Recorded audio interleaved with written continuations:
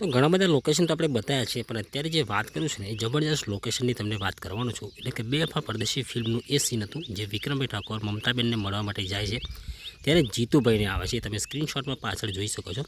તો તમને આ દુકાનો જોવા મળી હતી, જે જીતુભાઈને અમૃત બંને આવે છે અને આ જગ્યા પર વિક્રમભાઈને મળે છે, જે તમે સ્ક્રીનશોટમાં જોઈ રહ્યા છો. તો વિક્રમભાઈ ઠાકોર અહીંયાથી બાઇક લઈને જતા હોય છે, એવું સીન તમને જોવા મળ્યું હતું. તો એ સીન અહીંયાથી લેવામાં આવ્યું છે. તમે સ્ક્રીનશોટ પાછળથી મેચ કરી શકો છો. પાછળ જે ટોકી છે એ જોઈ શકો છો, પાછળની જે દુકાનો છે અને જે લાઇટનો થાંભલો છે ને એ પણ તમે અહીંયાથી પરફેક્ટ મેચ કરી શકો છો. તો આ લોકેશન છે, આ ઘણી બધી ફિલ્મોના શૂટિંગ થયા છે. એટલે કે બેવફા પરદેશી, ત્યારબાદ ઘણી બધી બીજી પણ મૂવીના શૂટિંગ અહીંયા જગ્યા પર થઈ ગયા છે. ભોજપુરી ફિલ્મો પણ ઘણી બધી અહીંયા બની છે, તમને બધાને ખબર છે. તો આ સીન અહીંયાથી લેવામાં આવ્યું છે. તમે સ્ક્રીનશોટ અહીંયાથી જોઈ શકો છો. જો કે એક મંદિર પહેલાં હતું, જે મંદિર અત્યારે નથી અને આખું ખુલ્લું થઈ ગયું છે. પહેલાંનું સીન આખું અલગ હતું, અત્યારનું તો આખું અલગ છે. બાકી બધા દુકાનો અને જે ટોકીવાળું જે સીન છે તમે મેચ કરી શકો છો. બંને જે ટોકી છે એ તમે મેચ કરી શકો છો. હવે લોકેશનની વાત કરવામાં આવે તો લોકેશન છે આ મલાવ ગામ છે, જે પોપ્યુલર ગામ છે, બધાને ખબર છે.